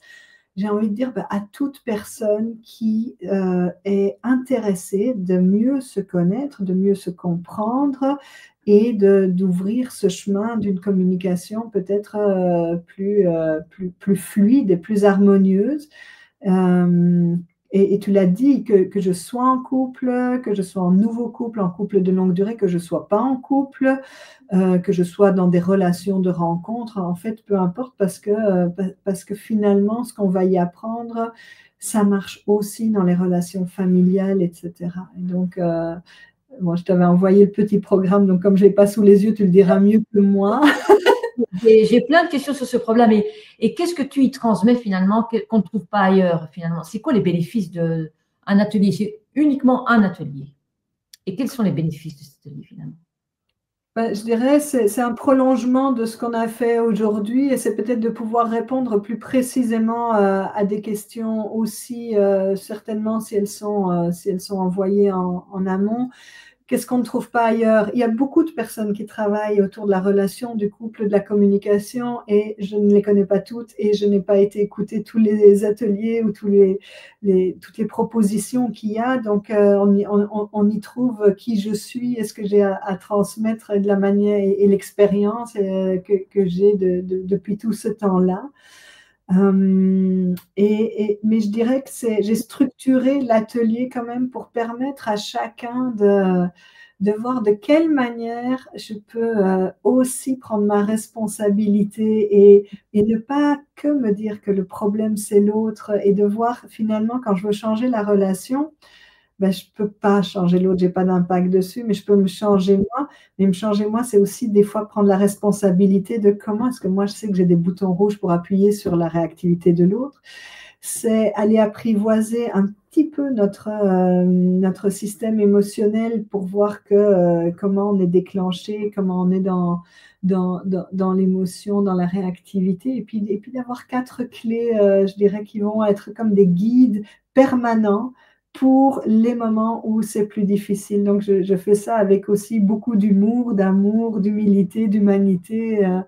Et j'essaye que ce ne soit pas juste des théories, mais qu'on puisse faire le pas concret. J'aime beaucoup le concret. Je suis pas, le monde des idées est intéressant, mais il ne suffit pas. Il ne suffit pas de comprendre les concepts de communication pour bien communiquer. Donc on va voir comment on peut mettre les mains dans la terre, comme tu dis. Donc, il y aura les 3 poisons silencieux qui sabotent ta relation. Comment t'appuyer sur tes émotions au lieu de les fuir? 4 clés puissantes issues de la communication zéro déchet et une nouvelle manière de t'aimer. Mais j'ai encore que des petites questions. Je ne vais pas te laisser partir. Vas-y. Pourquoi ce serait le bon moment de s'inscrire? Pourquoi il peut vraiment changer quelque chose là maintenant, cet atelier, à celles et ceux qui ont déjà tout essayé pour mieux communiquer sans vraiment y parvenir, sans y réussir? En clair, qu'est-ce que la personne les personnes de la personne vont en retirer de concret, toi qui parlais de concret, de profond, de transformateur? Alors, tu sais, quand tu dis les personnes qui ont tout essayé, je ne voudrais pas vendre de la magie en disant et ça va fonctionner. Mais quand on a tout essayé, j'ai envie de dire, c'est qu'il faut encore essayer. Et puis, plutôt que d'essayer, on va plutôt être dans cette fois, je vais y arriver. C'est aussi comment même les mots nous déterminent. Je vais encore essayer un truc. Tu peux passer ta vie à essayer. J'ai un ami québécois qui dit, alors, tu es un essayiste, quoi, permanent. Et il dit, moi, je veux devenir un trouveur plutôt qu'un. Je veux trouver la solution et pas l'essayer. J'ai envie de dire c'est toujours le bon moment, mais je vais faire une petite anecdote là-dessus, parce que là, on est le 22 mai. Ça veut dire que les vacances d'été arrivent bientôt et systématiquement, chaque année, début juin, fin mai, début juin, j'ai beaucoup, beaucoup plus de demandes qu'aux autres moments de l'année. Pourquoi? Parce que tout d'un coup, les gens font: «Ça va être l'été, on va passer du temps ensemble et si on n'a pas traversé nos difficultés, en fait, les vacances vont être insupportables» ou «On a enfin le temps de se poser pour se poser les bonnes questions». Oui, mais sauf que moi, pendant l'été, je suis aussi en vacances et je suis pas là. Et donc j'ai toujours ce décalage. Du coup, je me dis: «C'est vraiment un super moment pour avoir envie d'en savoir plus et de voir de quelle manière peut-être, et peut-être que du coup, peut-être que l'atelier va tourner vers ça, j'en sais rien, ça dépend un peu des questions, mais c'est un super moment parce que ce sera pendant l'été le moment de mettre peut-être en pratique et donc voilà. Et j'ai encore une question à ce propos, parce qu'on a encore 7 minutes, ça va, on a commencé plus tard. Qu'est-ce que tu dirais à quelqu'un qui hésite à s'inscrire? Pourquoi ce moment-là, ce format-là avec toi, j'insiste, hein, c'est peut-être le déclic dont il ou elle a besoin. Comme tu dis, ça va être très concret, tu es pour la concrétude des choses, donc quel sera le déclic, tu Enfin, il y a 2 penses? questions. Il y a quel sera le déclic et si tu hésites à pour Qu'est-ce oui. que tu dirais à quelqu'un qui hésite à s'inscrire et pourquoi à ce moment-là, ce format, est-ce qu'il y a un format spécial avec toi? Et ce format est-il le déclic qui va enclencher cette C'est hyper transformation? délicat ta question parce que moi, bon, j'ai pas envie de vendre à tout prix. Vas-y. Je sais que je donne beaucoup d'amour et beaucoup d'énergie quand j'accompagne les gens parce que c'est mon cœur de métier et je sais que c'est la plupart du temps ce qui en ressort aussi en disant: «Merci pour tout ce que tu as apporté et donné». Donc j'ai cette générosité, peut-être, naturelle de faire ça. Et le déclic, il peut venir de moi, il peut venir de quelqu'un d'autre, il peut venir d'une phrase à la radio, il peut venir mais déjà de s'ouvrir, au déclic. Donc j'ai envie de dire, si on hésite à s'inscrire et qu'on n'est pas tout à fait bien dans sa communication, dans sa relation, j'ai envie de dire, bah, continue à hésiter et puis rien va changer et puis, prends le risque de t'inscrire et peut-être que, tu vas y trouver, une clé, un levier, un élan, une main dans le dos, une confirmation, une sécurité, quelque chose qui et en fait, c'est toujours ça. Si je ne bouge pas dans ma situation, il y a peu de chances que j'ai des nouvelles, réponses ou que quelque chose de nouveau se passe. Mais Tout à donc c'est plus je dirais du coup le déclic, il est déjà plus de soi à soi. Est-ce que j'ai envie que ça change? À partir du moment où j'ai envie que ça change, et tu sais, parfois, on doit faire un atelier, et puis lire un livre, et puis faire un stage, et on se dit, ah, tout d'un coup, on me dit, ah, mais c'est là que ça se passe. Je dis, oui, mais merci de le dire. Et en même temps, c'est tout ce que tu as fait avant qui s'est peut-être ouvert. Alors moi, parfois, je suis à l'endroit de l'ouverture et c'est magnifique. Et des fois, je suis que à l'endroit du début du chemin et ça s'ouvre plus tard dans un autre atelier avec quelqu'un d'autre. Et c'est OK aussi. Donc c'est plutôt, je dirais, cette mise en chemin, quoi. Est-ce que j'ai envie? Est-ce que je suis curieuse? Est-ce que j'ai envie d'apprendre? Curieux? Est-ce que j'ai envie d'apprendre? Est-ce que j'ai envie de mieux me connaître à travers les relations? Est-ce que j'ai envie de dire les choses de manière à ce qu'elles soient plus entendables? Et si la réponse est oui à ces questions, bah, alors j'y vais, je m'inscris et ce sera mieux qu'une soirée cinéma. Oui, en plus, c'est vrai, c'est un tarif tout à fait accessible, ça je vous le dis. Vous le trouvez sous la vidéo, mais vous le trouvez aussi dans le chat. Mais si ce live t'a parlé, si tu sens que ça bouge à l'intérieur, alors ce soir-là, tu sens que ça vibre, ne laisse pas retomber l'élan.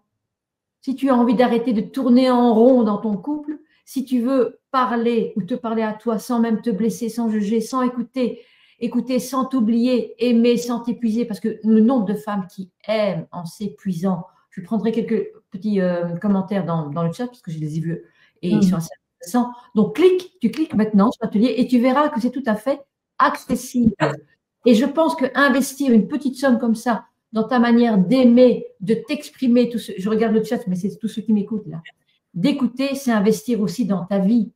Et si tu entends cette petite voix qui dit « Oh, ben, je suis trop ou pas assez, je suis trop vieille, trop vieux, trop jeune, pas assez prête, pas assez formée, trop vieille pour rencontrer quelqu'un ou pas assez mature. » Souviens-toi, tu n'as pas besoin d'être prêt, d'être prête. Tu as juste besoin d'être vivant et de dire oui. Et ce n'est pas Caroline qui va me dire le contraire. Parce qu'à force d'attendre, le plus tard, il vient jamais. Et rien ne changera. Alors, si tu veux que demain soit différent d'aujourd'hui, commence par un premier pas. Il est là maintenant, n'est-ce pas, Caroline? Oui, mais oui, Alors, parce que la vie est généreuse, elle nous offre toujours, en fait, je me dis, c'est toujours aussi comment on est guidé, accompagné. Si on tombe sur cette vidéo, ben, c'est que c'est de cette vidéo qu'on a besoin, sinon on a déjà décroché, mais si on est à ce stade-là, c'est de faire, ben, peut-être que j'ai besoin de cet atelier-là, et peut-être que cet atelier-là va me conduire vers autre chose. Et le tout, c'est d'être en chemin et de sentir ce que la vie nous propose, mais de sentir ce qui est juste aussi, de faire, tiens, allez, j'en ai là. je vais prendre une remarque de Nathalie, qui est très fidèle à notre chaîne CAOD Conscience et Abondance. S'aimer et s'intéresser sincèrement à l'autre. Ça, c'est vraiment la clé. Tu en parlais au tout début, parce qu'elle a pris l'émission en cours, mais ça, c'est vraiment la clé, je dirais le pivot central. Qu'en penses-tu, Caroline? S'aimer et s'intéresser sincèrement. J'aime bien quand je vois s'aimer, parce que je ne sais pas si c'est s'aimer soi, s'aimer l'un l'autre, mais en tout cas, il y a les deux dedans, et ça revient aussi. Quand je ne m'aime pas assez, je vais demander à l'autre de combler ce manque d'amour, et j'ai besoin d'être rassurée par le regard, par la parole de l'autre sur le fait que je suis quelqu'un d'aimable. Et puis, comme je ne m'aime pas à cet endroit-là, même quand il me le dit, quand elle me le dit, je repousse en disant non, c'est pas vrai. Donc, c'est déjà s'aimer soi et s'aimer soi à travers l'autre ou grâce à l'autre. C'est tous des thèmes vraiment importants, et s'intéresser sincèrement à l'autre. Et parfois, ça a des limites, parce que je peux aussi me perdre dans l'intérêt que j'ai pour quelqu'un. Les gens très empathiques s'intéressent très fort à l'autre, et puis à un moment, ne savent même plus ce qu'ils ressentent, ou les hypersensibles. C'est aussi, je suis tellement absorbée dans ton univers, je suis tellement en empathie avec toi que je ne sais plus où je suis. Alors, c'est toujours des questions d'équilibre. Évidemment que dit comme ça, oui, c'est magnifique. Et je suis désolée, chaque fois qu'il y a une question, je retricote autour, mais juste pour montrer que c'est toujours subtil, en fait. Et s'intéresser sincèrement à l'autre, ça va être aussi l'accueillir. Si je m'intéresse sincèrement à l'autre, je prends le risque d'être face à un autre qui ne pense pas comme moi, qui n'est pas d'accord avec moi, et puis peut-être qui ne veut plus de moi. Elle a raconté s'aimer soi, donc c'est ça. Mais oui, mais donc oui, s'aimer soi, et s'aimer soi, je pense que ça se construit au long de toute une vie, hein. J'en ai pas rencontré beaucoup qui peuvent dire je m'aime complètement. C'est comme si finalement, est-ce que c'est pas ça notre chemin d'humain, d'apprendre à nous aimer nous-mêmes, de nous aimer complet plutôt que parfait aussi, hein, parce que toujours c'est je veux enlever les parties de moi qui fonctionnent. Non, c'est comment est-ce que je peux m'aimer dans tous mes travers, dans mes incompétences, dans mes ignorances, dans mes maladresses.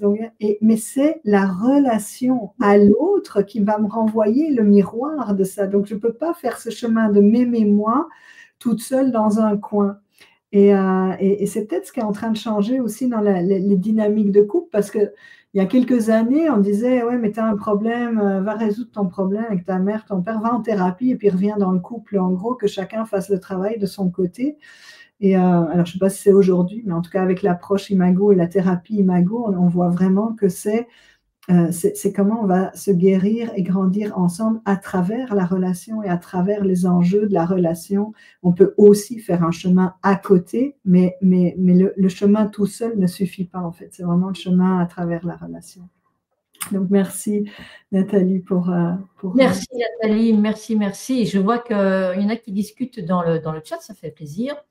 Et c'est vrai que s'acharner ou envahir trop l'autre ou insister, comme tu avais dit tout à l'heure, ça peut tuer l'amour, nous dit Catherine, et elle rajoute, car la spontanéité n'existe plus.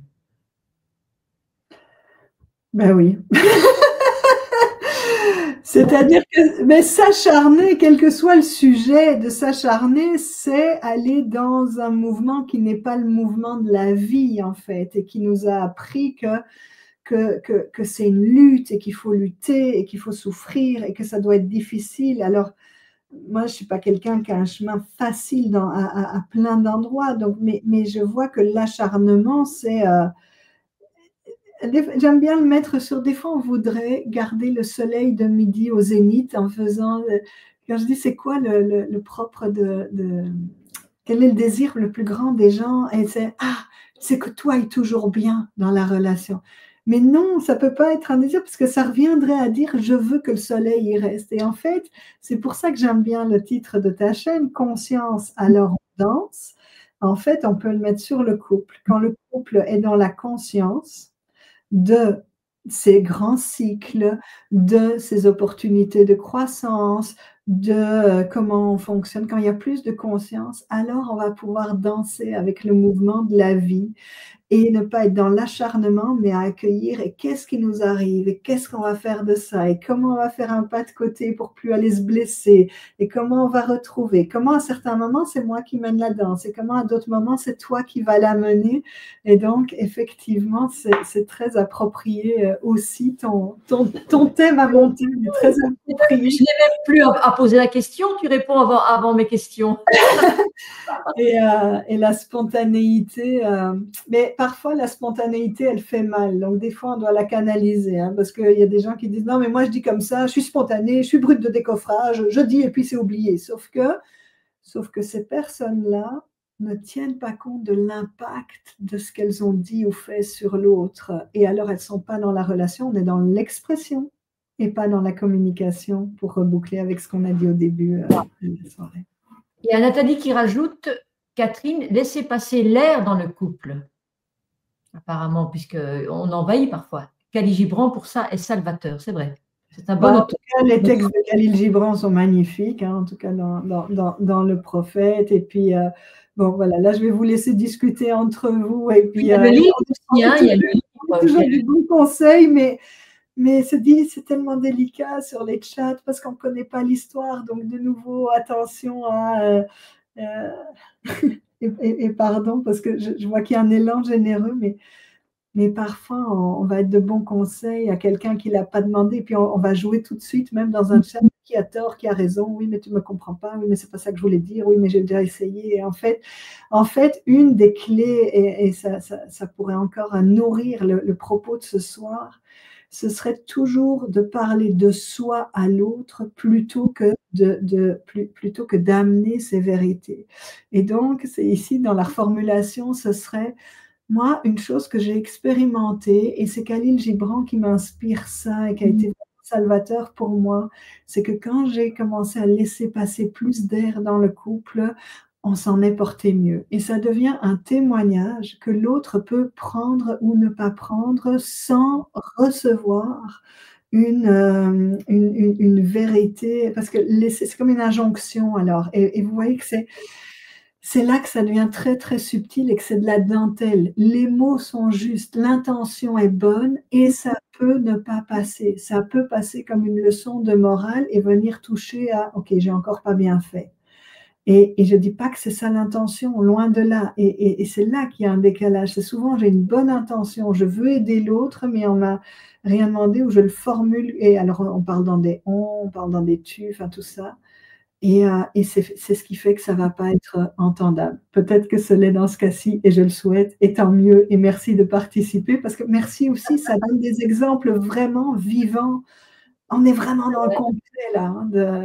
On est dans le concret. Et justement, tu as écrit des livres, parce qu'on a parlé des livres de Khalil Gibran. Oui. Mais tu as écrit des livres. Alors là, je vous ai mis dans le chat, et vous le retrouvez pour ceux qui sont… mais regarde, je les ai préparés, je peux montrer. Alors celui-là, c'est voilà, sur la communication amoureuse, mais aussi communiquer avec soi, communiquer avec l'autre, très joliment illustré par Roselyne Doré, qui est une magnifique artiste. Et puis le dernier, j'en ai parlé, mais je trouvais que la couverture était belle aussi, alors je vous le montre. Voilà. Adieu et merci. Ritualiser les transitions de vie. Et voilà, quel honneur d'avoir déjà pu écrire ces 2 ouvrages et de partager avec le monde un peu plus. Donc, si vous avez envie de découvrir notre chère Caroline, je vous ai mis Facebook, je vous ai mis son site. Là, maintenant, je vais mettre sa chaîne, parce que là, il y a pas mal non plus. Bon, elle ne va pas comme dans un atelier, finalement, sur ta chaîne. Donc, voilà ta chaîne. C'est encore différent des ateliers parce que les ateliers, tu vas plus loin, mais on peut déjà découvrir beaucoup. Tu as une page Instagram également, comme notre chaîne. Si vous allez sur Instagram, vous tapez CAOD, Conscience à l'abondance, et vous allez nous trouver. Donc ça, c'est sûr. Moi, j'aimerais bien vraiment te remercier, Caroline, pour ta présence, ton humilité, ta clarté, ta lumière et surtout ta bienveillance et ta douceur en dentelle. J'ai beaucoup, beaucoup, beaucoup, beaucoup aimé. Merci. Alors, pour vous qui nous écoutez, que vous soyez en couple, en pause, en transition ou en solo, écoutez-moi bien, ne laissez pas ce lien se fragiliser, se briser sans l'écouter. Prenez soin du lien. Mettez de la conscience là où ça coince. Et souvenez-vous, ce n'est pas la quantité d'amour qui compte, mais bien, et tu en as parlé, la qualité du lien que vous tissez avec vos mots. J'aimais bien le mot dentelle parce que je l'utilise souvent dans mes poèmes, mais le mot dentelle veut tout dire. La qualité du lien que vous tissez avec les mots, vos silences, c'est très important les silences, en musique aussi, votre manière d'être présent. Tu as parlé du métalangage, hein, tout ce qu'on dit par le ton, par la manière dont se tient. Alors moi, je vous donne rendez-vous le dimanche 1er juin pour l'atelier si vous sentez que c'est le moment de réapprendre à aimer autrement. Vous avez le lien sous la vidéo. Et pour terminer, pourquoi pas, je veux une pluie de cœur, hein, ça c'est vrai. Ah, ça, c'est... Nathalie regardera Merci à toi pour ton invitation, pour ton dynamisme, pour ta lumière, pour ta joie de partager. C'est vraiment, tu as cette contagion positive et du coup, c'est un bonheur d'être interviewé par toi. Merci, merci, merci. Un petit dernier mot pour la fin, pour nos ouailles qui sont encore là. Une pluie, je veux une pluie de cœur.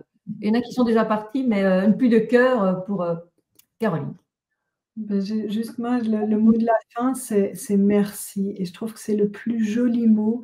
Et je peux me réveiller en disant merci, merci pour la journée qui s'en vient, merci, je suis encore vivante, merci pour ce que je vais partager. Puis le soir, de remercier de tout ce que la journée a proposé. Et pour moi, c'est voilà, c'est la plus belle prière, c'est la gratitude.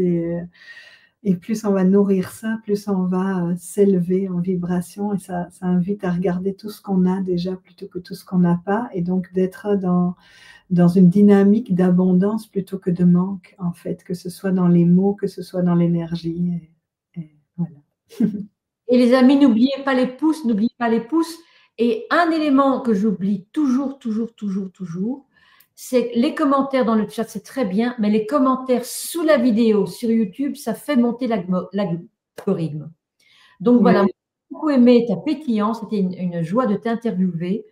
Et c'est vrai, comme a dit Nathalie Laurenti, je remets, parce que c'est la 3e fois que je mets ce commentaire, mais moi aussi, je regarderai à nouveau cette vidéo, si pas 2 fois, si pas 3 fois, je vais la réécouter, parce que tout ce que tu dis, on ne l'a pas entendu ailleurs, et ça fait tellement de bien d'entendre des mots avec une telle douceur, une telle humilité, une telle bienveillance. Je me sentais dans un cocon aujourd'hui, ce soir. Tant mieux. Merci, merci Catherine. Les fidèles sont là. Merci, merci. Moi, je vous donne rendez-vous le 29 mai. Tu es la bienvenue aussi, Caroline. Ce sera en stage, mais je t'écoute avec joie. Ce sera différent. L'invitée vient de Toulouse, elle habite Toulouse, c'est Dominique Claire-Germain qui va nous parler de ceci. Écoutez bien le titre, c'est très intéressant aussi. Comment co-créer avec notre puissant pouvoir divin. Donc, restez connectés, abonnez-vous à la chaîne parce que beaucoup oublient de cliquer sur le bouton noir et blanc, s'abonner et surtout, n'est-ce pas Caroline, danser avec la vie même quand elle tremble. Et encore merci Caroline pour la belle définition sur conscience. Alors, on danse. Merci Caroline, je t'embrasse. Tu restes avec moi en off. Oui. Merci les amis, à jeudi prochain, le 29. C'est congé, c'est un jour férié, donc profitez pour être là au rendez-vous. Je vous embrasse. Bisous, bisous. Bye bye.